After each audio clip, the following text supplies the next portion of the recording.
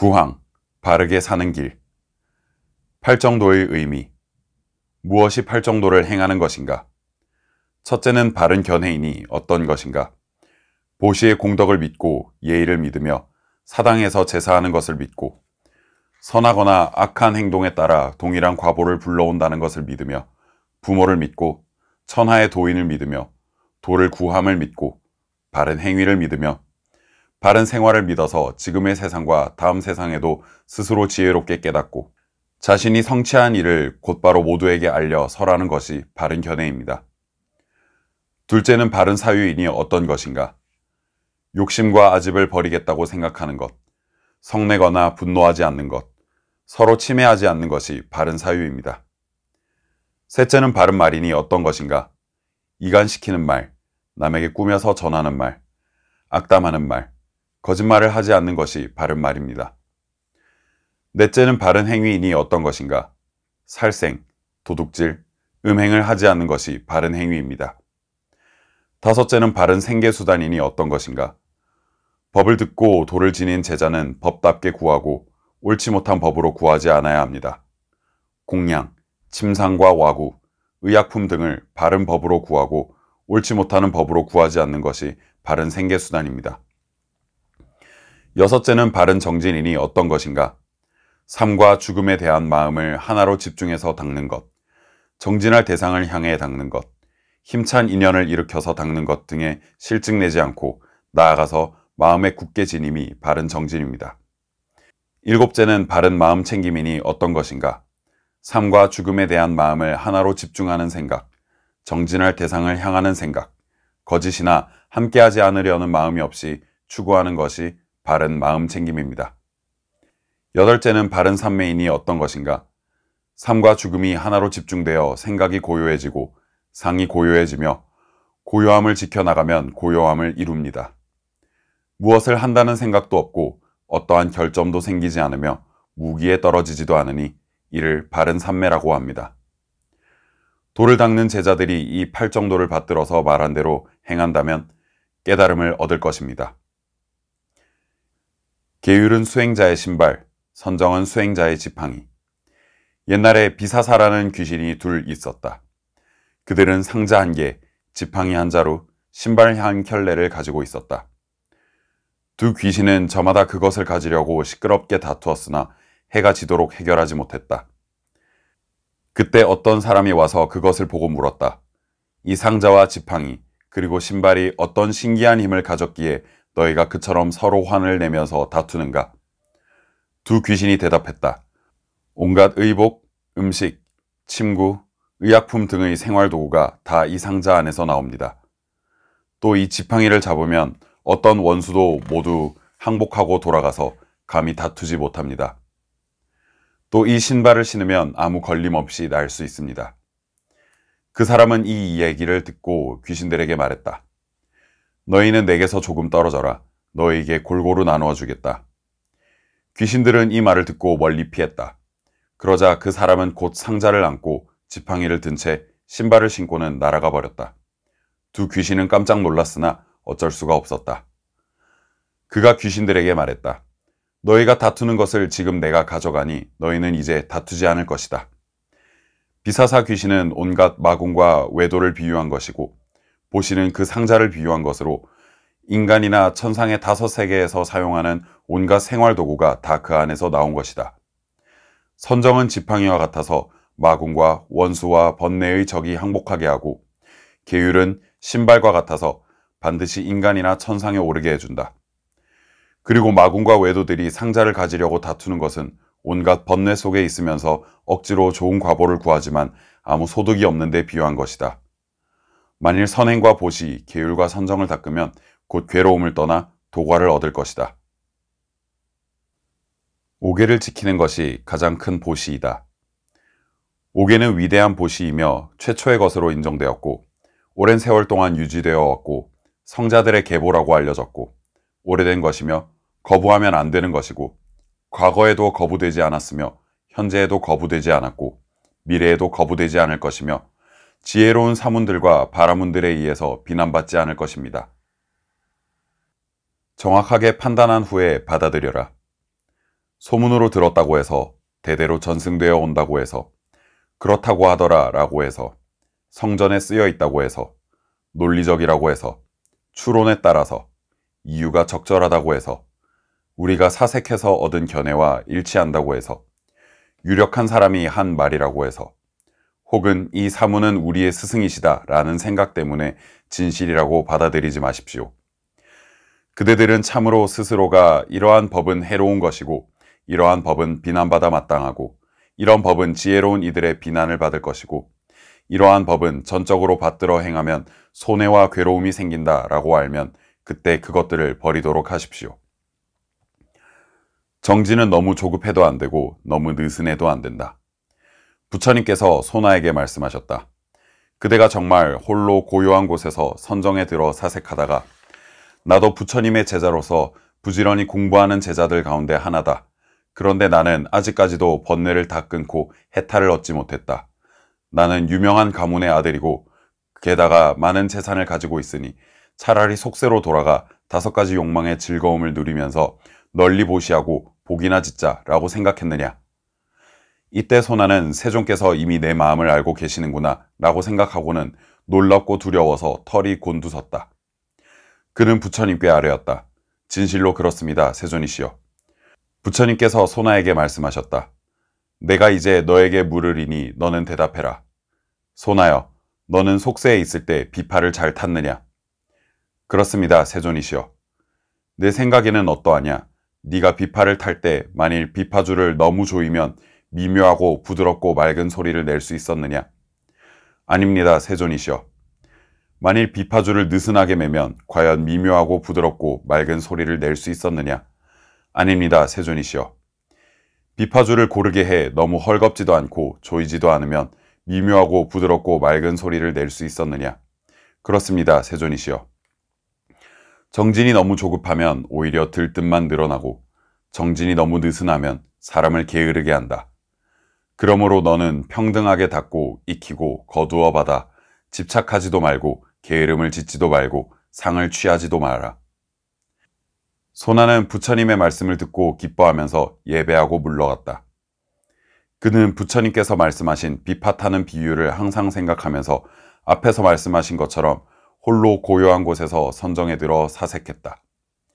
그리하여 번뇌가 다 끊어지고 마음이 해탈해 아라한이 되었다. 보살이 실천해야 할 10가지 바라밀. 선제동자는 적정해야신에게 말했다. 큰 성인이시여, 어떻게 수행해서 이 해탈을 얻었습니까? 선남자여, 보살이 10가지 큰 법장을 닦아 행하여 이 해탈을 얻습니다. 무엇이 10가지인가 하면 첫째는 보시하는 광대한 법장을 닦아서 중생의 마음을 따라 모두 만족하게 하는 것입니다.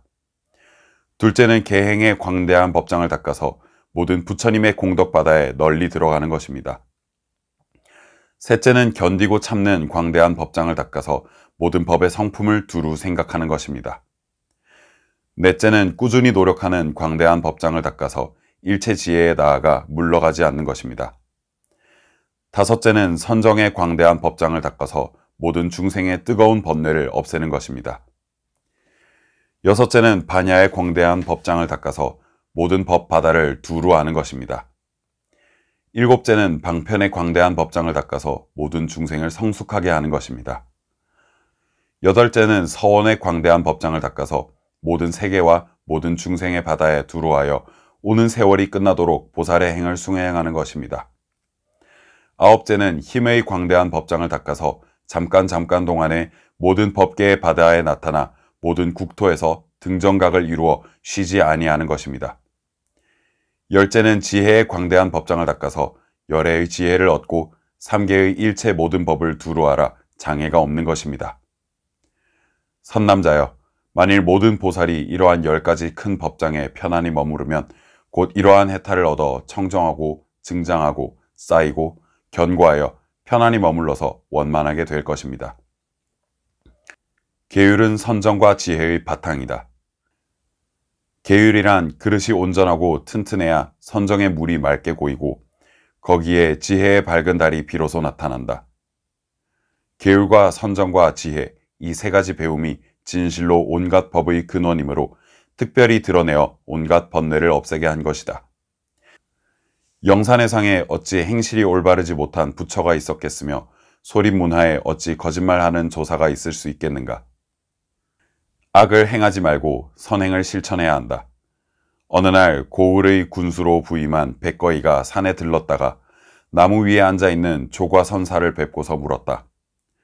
선사께서 머무는 곳이 너무나 위태롭습니다. 선사가 백거이에게 말했다. 태수가 더 위험해 보이오. 저는 이곳을 다스리는 지위에 있는데 무슨 위험이 있겠습니까? 장작과 불이 서로 가까운 것처럼 마음의 성품이 멈추질 않으니 어찌 위험하지 않겠소? 백거이가 또 물었다. 어떤 것이 불법의 가장 큰 뜻입니까? 모든 악행은 하지 말고 온갖 선행을 받들어 행하는 것이요. 그런 것은 3살짜리 아기도 알겠습니다. 3살짜리 아기도 말은 할 수 있으나 80살 노인도 행하기는 어렵다오. 백거이가 이에 크게 깨닫고 절을 올렸다. 도에 대한 바른 안목을 갖추어라. 임재선사가 말씀하셨다. 오늘날 부처님 법을 배우는 이들은 반드시 바른 안목을 갖추어야 한다. 만일 바른 안목을 갖추면 삶과 죽음에 물들지 않고 가고 머무름에 자유로워서 뛰어남을 구하려 하지 않아도 뛰어남이 저절로 성취된다. 도를 배우는 이들이여 옛 큰 스님들은 모두가 사람을 구해내는 길이 있었다. 내가 사람들을 지도해 주는 것은 그대들이 남에게 속지 말라는 것이니 쓰고자 하면 쓸 뿐 결코 머뭇거리며 의심하지 말아야 한다. 오늘날 공부하는 이들이 그렇지 못하는 병통은 어느 곳에 있는가? 그것은 스스로를 믿지 않는 데에 있다. 그대들이 스스로에 대한 믿음이 부족하면 분주하게 경계를 따라 얽매이고 온갖 경계에 휩쓸려 자유를 얻을 수 없다. 그대들이 만약 생각으로 치달려 구하던 마음을 쉴 수만 있다면 조사나 부처와 다를 바가 없는 존재이다. 그대들은 조사를 알고자 하는가? 조사는 바로 그대들 앞에서 법문을 듣는 사람이다. 공부하는 이들이 믿음이 부족해서 그저 밖으로 내달려 구하고자 하지만 설사 얻는다 하더라도 모두 번지레한 문자의 모습일 뿐 결코 저 살아있는 조사의 뜻은 얻지 못할 것이다. 참선하는 수행자들이여 착각하지 말아야 한다. 지금 살아있는 조사를 만나지 못한다면 천생만겁토록 삼계에 윤회하며 좋아하는 경계만을 따라다니다가 낙이나 소의 뱃속에 태어날 것이다. 도를 배우는 이들이여 나의 견해로 말한다면 석가모니 세존과 다름이 없으니 오늘 이 많은 작용에 무슨 모자람이 있겠는가. 6갈래의 신령스러운 빛이 한순간도 끊어진 적이 없다.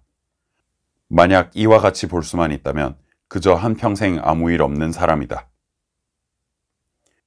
양극단에 머물지 말라.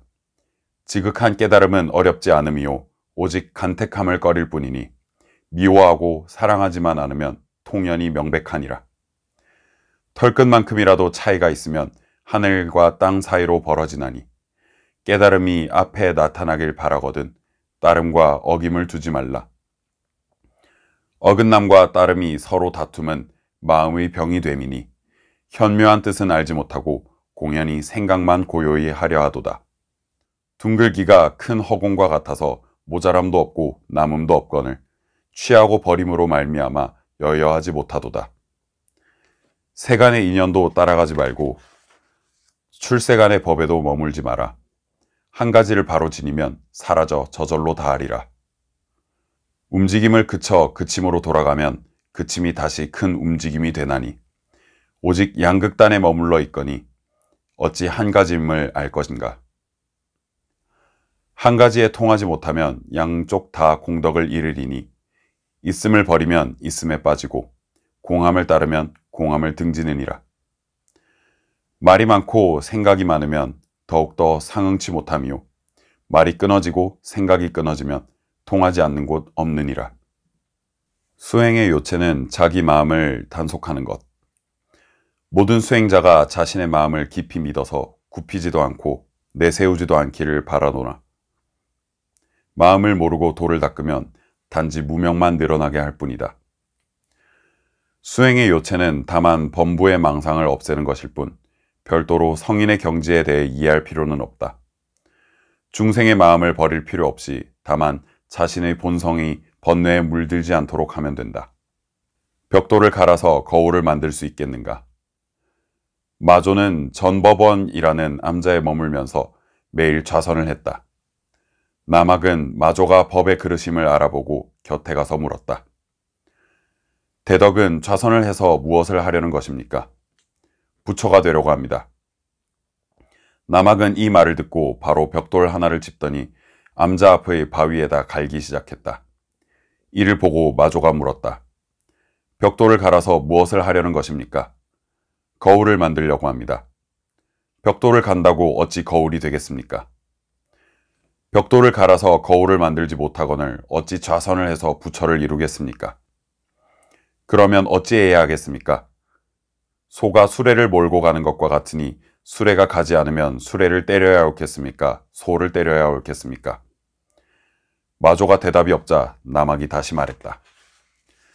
그대는 좌선을 배우는 것입니까? 앉은뱅이 부처를 배우는 것입니까?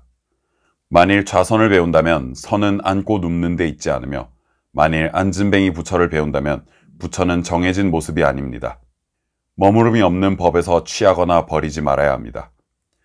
그대가 만일 앉은뱅이 부처라면 곧 부처를 죽이는 일이니 만일 앉는 모습에 집착한다면 진리를 통달하지 못할 것입니다.